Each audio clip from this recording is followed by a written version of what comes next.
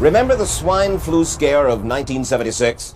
That was the year the U.S. government told us all that swine flu could turn out to be a killer that could spread across the nation. And Washington decided that every man, woman, and child in the nation should get a shot to prevent a nationwide outbreak, a pandemic. Well, 46 million of us obediently took the shot. And now 4,000 Americans are claiming damages from Uncle Sam amounting to $3.5 billion because of what happened when they took that shot.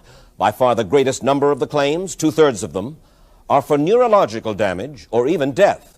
This virus was the cause of a pandemic in 1918 and 1919 that resulted in over 500,000 deaths in the United States, as well as 20 million deaths around the world. See how easy it is to... Thus, the U.S. government's publicity machine was cranked into action to urge all America to protect itself against the swine flu menace. Influenza is serious business. During major flu epidemics, millions of people are sick and thousands die.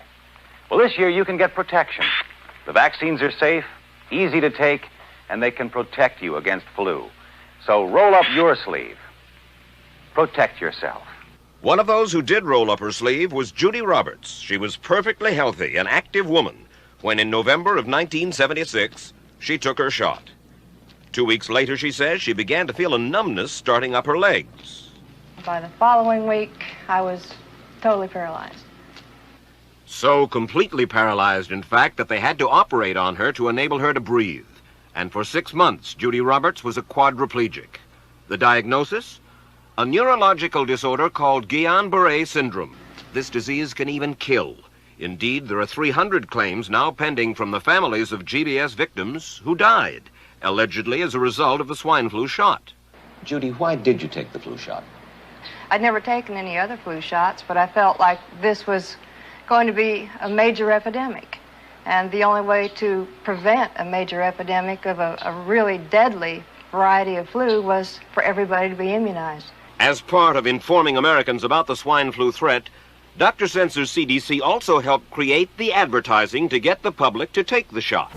Swine flu? Man, I'm too fast to let it catch me. You'll want to be protected. Get a shot of protection. The swine flu shot. Let me read to you from one of your own agency's memos planning the campaign to urge Americans to take the shot.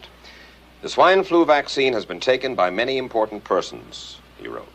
Example, President Ford, Henry Kissinger, Elton John, Muhammad Ali, Mary Tyler Moore, Rudolph Nureyev, Walter Cronkite, Ralph Nader, Edward Kennedy, etc., etc. Did you talk to these people beforehand to find out if they planned to take the shot? I did not know. Did anybody? I do not know. Did you get permission to use their names in your campaign? I do not know. Mary, did you take a swine flu shot? No, I did not.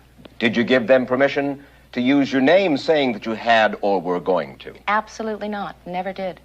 Did you ask your own doctor about taking the swine flu shot? Yes, and at the time he thought it might be a good idea. But I resisted it because I was leery of having the symptoms that sometimes go with that kind of inoculation. So you didn't? No, I didn't. Have you spoken to your doctor since? Yes. And? He's delighted that I didn't take that shot. Dr. Michael Hatwick directed the surveillance team for the swine flu program at the CDC. His job was to find out what possible complications could arise from taking the shot and to report his findings to those in charge. Did you know ahead of time, Dr. Hatwick, that there had been case reports of neurological disorders, neurological illness, apparently associated with the injection of influenza vaccine? Absolutely. You did? Yes. How'd you know that? By review of the literature. So you told your superiors, the men in charge of the swine flu immunization program, about the possibility of neurological disorders? Absolutely. What would you say if I told you that your superiors say that you never told them about the possibility of neurological complications? That's nonsense.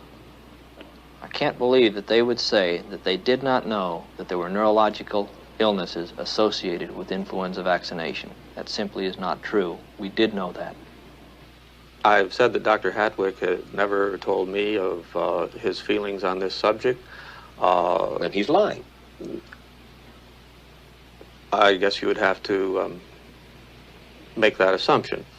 Then why does this report from your own agency, dated July 1976, list neurological complications as a possibility? I think the